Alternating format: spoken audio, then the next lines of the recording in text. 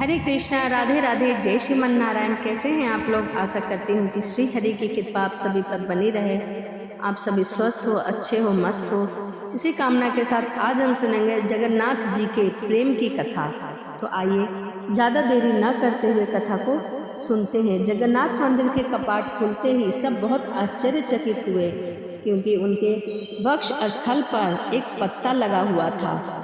यह पत्ता कहाँ से आया किसी को नहीं पता, लेकिन वह लोग बहुत सौभाग्यशाली होते हैं जिन्हें जगन्नाथ जी के दर्शन होते हैं।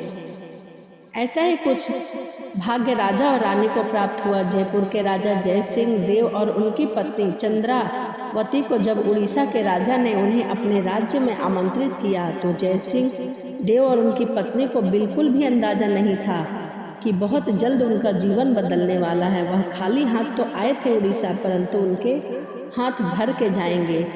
एक बहुत बड़ा उपहार उनकी प्रतीक्षा कर रहा था।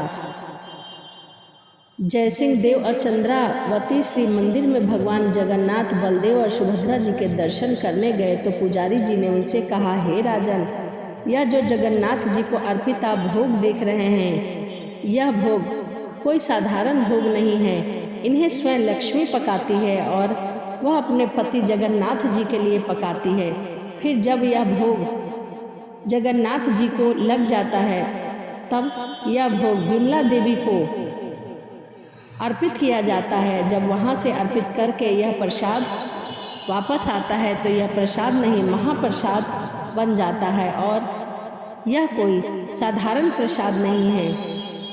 इस प्रसाद को जो भी ग्रहण करता है, उसकी सभी मनोकामनाएं पूर्ण हो जाती हैं, उसके सभी पाप नष्ट हो जाते हैं, जीवन के अंत में वैकुंठ की प्राप्ति होती है। आप भी इस महाप्रसाद को ग्रहण कीजिए। आपके ग्रहण करते ही आपकी मनोकामना अवश्य पूर्ण होगी। रानी चंद्रावती ने जगन्नाथ जी से प्रार्थना की कि हे प्रभु, उन्हें लक्ष्मी देवी जैसी ही एक पुत्री की प्राप्ति हो, जिससे वे जगन्नाथ जी की सेवा में अर्पित करेगी। इतने पवित्र मन से कोई मांगे और जगन्नाथ जी उसे अनसुनी कैसे कर सकते थे। ऐसा माना जाता है कि जगन्नाथ जी के जो महाप्रसाद को जो भी ग्रहण करता है, उसकी मनोकामनाएं भगवान जगन्नाथ जल्द ही पूरी करते हैं। रानी ने अपने घर संतान होने की मनोकामना को मांगी थी और भगवान इस मनोकामनाओं को जल्द से जल्द पूर्ण कर देते हैं, ऐसा माना जाता है। समय बीतता गया और रानी के घर में रानी गर्भवती हुई और जल्द ही उसे उनके घर में किलकारियाँ गूंजी। राजा जयसिंह देव और चंद्रावती के घर में एक सुंदर कन्या का जन्म हुआ। उसका नाम विष्णुप्रिया, जैसा मांगा था बिल्कुल वैसा ही पाया और उसका नाम विष्णुप्रिया रखा गया। वह कन्या साक्षात लक्ष्मी देवी जैसी लग रही थी। जब भी उसे कोई देखता तो देखता ही रह जाता। वह इतनी सुंदर थी। सिर्फ सुंदरता ही नहीं, उसके गुण और चरित्र में भी राजकुमारी का कोई जवाब नहीं था। दिन और रात का चक्र समय की लहरों पर बीतता चला गया। राजकुमारी अब बड़ी होने लगी। एक समय रानी चंद्रावती अत्यंत बीमार हो गई। अनेकों वैद्य और चिकित्सक आए, इलाज किया, लेकिन रानी की शारीरिक स्थिति दिन पे दिन खराब होती चली जा रही थी। ऐसे समय में राजकुमारी विष्णुप्रिया ने अपनी माता की खूब सेवा की, कमर कस के सेवा की, उन्हें छोड़ा नहीं। दिन रात वह उन्हीं के साथ बिताती। एक दिन जब वह अपनी माता के साथ बैठी हुई थी, तो उनसे राजमहल के बाहरी मार्ग पर किसी को गाते हुए सुना। उसे लगा कोई भिक्षुक होगा, लेकिन उसके गीत इतने मधुर थे कि वह स्वयं को रोक नहीं पाई। झरोखे से विष्णुप्रिया ने देखा तो कोई सन्यासी जैसा लग रहा था। उसने तुरंत अपने दासी को भेजा और कहा, जाओ पता करो कि यह कौन है। वह दासी जब वापस आई तो उसके हाथ में एक पात्र था। उसने विष्णुप्रिया से कहा, राजकुमारी, वह तो जगन्नाथपुरी से आए हुए एक सन्यासी हैं। उन्होंने आपके लिए एक संदेश भेजा है और यह कैवल्य महाप्रसाद भी। इसे रानी को दे दो और जगन्नाथ जी से प्रार्थना करो, आपकी माता जल्दी ही स्वस्थ हो जाएगी। दासी की बात सुनकर और हाथ में जगन्नाथ जी के महाप्रसाद को लेकर विष्णु प्रिया को एक विश्वास हो गया, जैसे मानो किसी पुराने रिश्ते का तार जुड़ गया हो। उसके हृदय में प्रेम और आनंद की लहरें उठने लगी। उसने यह महाप्रसाद अपनी माता को दिया। रानी चंद्रवती ने जैसे ही प्रसाद ग्रहण किया, उन्हें लगा जैसे वह शुद्ध हो गई। उनका शरीर ऊर्जावान हो गया, शरीर में एक नवीन ऊर्जा का संचार हुआ और कुछ ही दिनों में रानी बिल्कुल स्वस्थ हो गई। इस प्रसंग के बाद राजा जयसिंह देव और रानी चंद्रावती का जगन्नाथ जी के महाप्रसाद में विश्वास और बढ़ गया, लेकिन विष्णु प्रिया के मन में इस प्रसंग के बाद प्रेम के अंकुर उदित होने लगे। अब जब भी कोई जगन्नाथपुरी से आता तो विष्णु प्रिया जगन्नाथ जी के विषय में उनसे पूछा करती थी, उनका ध्यान से सुना करती थी, भगवान जगन्नाथ के गुणगान सुनती।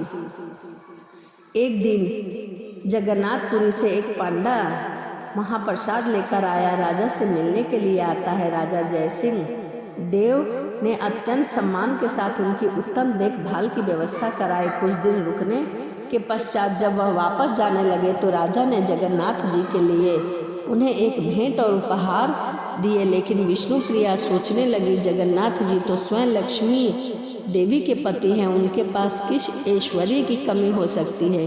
फिर मैं ऐसा क्या उपहार उनके लिए भेजूं जो उन्हें प्रसन्नता दे।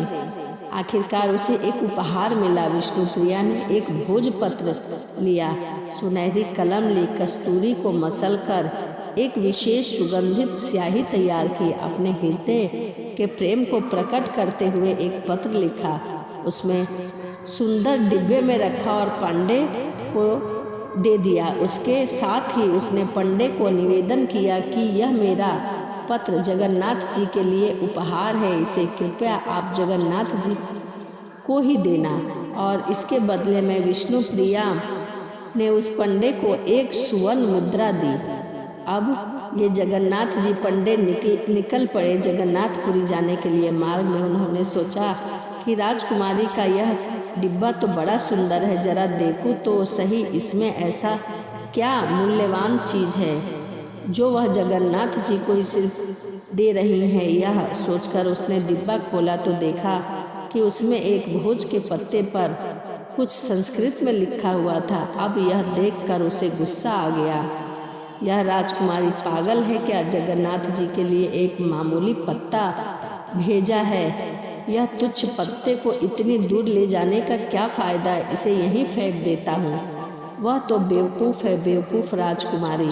इस प्रकार बोलते हुए पंडे ने राजकुमारी के उस पत्र को वहीं मार्ग में फेंक दिया और वापस चला गया। घर पहुंचकर अच्छे से उसने विश्राम किया। थकान के कारण जब नींद आ गई तो हमारे प्यारे भक्त वत्सल जगन्नाथ जी पहुंच गए और उस पांडे के पास स्वप्न में और अच्छे से डांट फटकार लगाते हुए कहा, तुम्हारी हिम्मत कैसे हुई मेरे उपहार को हाथ लगाने की? तुम्हारे लिए जो रत्न आभूषण राजा ने दिए थे तो सब कुछ ले लिया, लेकिन राजकुमारी विष्णु प्रिया ने जो पत्र भेजा था उसे तुमने रास्ते में ही फेंक दिया और अब आकर यहाँ आराम से सो रहे हो। ध्रुत कहीं के। जगन्नाथ जी को इस प्रकार क्रोध में देखकर पंडा घबरा गया। उसने कहा, प्रभु कौन सा उपहार? वो तो सिर्फ एक भोजपत्र था, तुच्छ पेड़ का पत्ता था। जगन्नाथ जी के बीच में ही उसकी बात को काट दिया और कहा, अरे मूर्ख, मेरे लिए वह पत्ता सबसे अनमोल था। राजकुमारी ने अत्यंत प्रेम और स्नेह से उस पत्र को मेरे लिए भेजा था और तुमने उसे व्यर्थ समझकर उसे रास्ते में ही फेंक दिया। उसके समान कीमती कोई और धन संपत्ति मेरे लिए नहीं थी। जब तुमने उसे मार्ग में फेंक दिया तो मैंने उसे वहाँ से उठा लिया था। अब कल मेरे मंदिर में आकर तुम स्वयं देखना, वह मेरे पास ही तुम्हें मिलेगा। इतना कहकर जगन्नाथ जी वहाँ से अदृश्य हो गए। अगले दिन प्रातःकाल वह अपने स्वप्न की सच्चाई जानने के लिए मंदिर जा पहुँचे। जब मंदिर के कपाट खोले तो सभी लोग हैरान रह गए। उन्होंने देखा कि जगन्नाथ जी के वक्ष स्थल पर कुछ पत्ते जैसे लटक रहा था। सभी लोग अपने अपने तर्क लगाने लगे कि यह क्या है, क्या हो सकता है। आखिर में वह पंडा मुख्य पुजारी के पास गए और यह सुनकर पुजारी ने मन में सोचा कि यह तो एक सामान्य पत्ते का टुकड़ा लग रहा है, इसका क्या मूल्य हो सकता है। यह सोचते हुए उसने ध्यानपूर्वक उस पत्ते को वेदी से उठाया और उसे खोलकर देखा तो उसमें एक सुंदर संस्कृत का श्लोक लिखा हुआ था, जिसमें राजकुमारी ने अपने मन की बात जगन्नाथ जी से कही थी और उस श्लोक का अर्थ था, हे प्रभु, शीर्ष क्षेत्र में जो आता है वह कुछ न कुछ उपहार लेकर आता है। मैंने भी सोचा कि मेरे प्रेम की निशानी के रूप में मुझे भी आपको कुछ देना चाहिए, किंतु मैं क्या दे सकती हूँ। आप तो स्वयं क्षीर सागर में शयन करते हैं, जो समस्त रत्नों के भंडार है। आपकी पत्नी स्वयं लक्ष्मी देवी हैं, जिनकी कृपा से लोग समस्त धन संपत्ति प्राप्त करते हैं। आखिर अनेक बार सोचने पर मैंने निर्णय लिया कि जब आप वृंदावन से प्रस्थान करके मथुरा चले गए तो उस समय वृंदावन की गोपियों ने आपका मन चुरा लिया था, इसीलिए मैं आपको अपना मन दे रही हूँ। कृपया अपने चरण कमल में मेरे मन को स्वीकार कीजिए। वहाँ उपस्थित सभी ने इस पत्र को पढ़ा तो उनकी आंखों से प्रेम की आंसुओं बहने लगी। राजकुमारी को उन्होंने प्रणाम किया। क्या आपने कभी भगवान के लिए पत्र लिखा है? अगर हाँ तो नीचे कमेंट बॉक्स में ज़रूर बताइएगा। तो चलिए इसी के साथ वीडियो को समाप्त करते हैं और मिलते हैं अगली वीडियो में। वीडियो आपको अच्छी लगी हो तो कमेंट करना ना भूलें। तो चलिए मिलते हैं अगली वीडियो में। राधे राधे, जय श्रीमन नारायण, हरे कृष्णा।